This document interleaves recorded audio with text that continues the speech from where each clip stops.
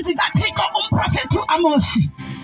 Ngexesha langokuya wayembonisa uThixo into yoba kusazobakho ilixa lendlala yamazwi kaYehova. Haleluya, Amen. haleluya. Amen. Uthi abantu bazonxanwa, uthi abantu bazolamba, balambele izwi likaThixo lingabisana kufumaneka.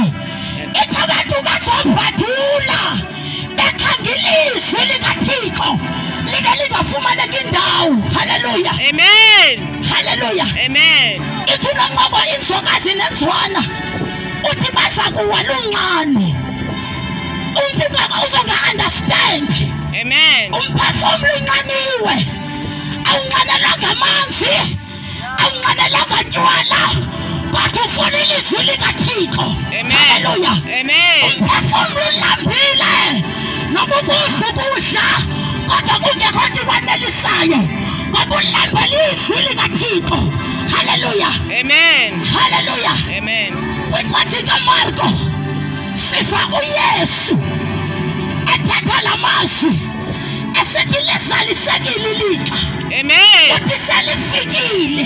Hallelujah. Amen. Uthi uYesu, gugukani nikholwe kuzo iindaba ezilungileyo, nikholwe ngoba ubukumkani bukaThixo busondele. Amen. Amen. Haleluya, Amen. haleluya. Hallelujah. Sikhona kule ndawo sizomemezela ukuba ubukumkani bukaThixo busondele. Gugukani nikholwe. Jesus. Wonke Amen. Hallelujah. unethathe nguYesu Hallelujah. ayeke yeleke mnomlesoni ngenxa yempilo yakho. Jesus. Unethathe nguYesu ayeke yathwala amatyala wakho. Uthi umhlabelelo wayekhonanga, Amen. Amen. wayengenaso nesinye isono, kodwa uthwala izono zethu. Wayengenalo nelinye iphutha, kodwa uthwele sethu isono. Amen. Haleluya, Amen. haleluya. Amen. Kunethathe nguYesu ifika abantu emhlabeni bengazani noThixo, ifika abantu benyukunyuku sizono, ifika abantu besenza unothanda, kodwa le ndoda iyafika izokwenza uxolo phakathi komntu noThixo. Amen. Haleluya, Amen. haleluya, Amen. haleluya, haleluya. Amen. Ikhona indoda kuYesu.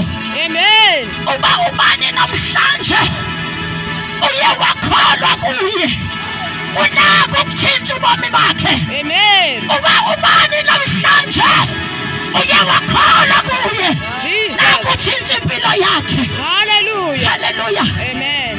haleluya. Amen.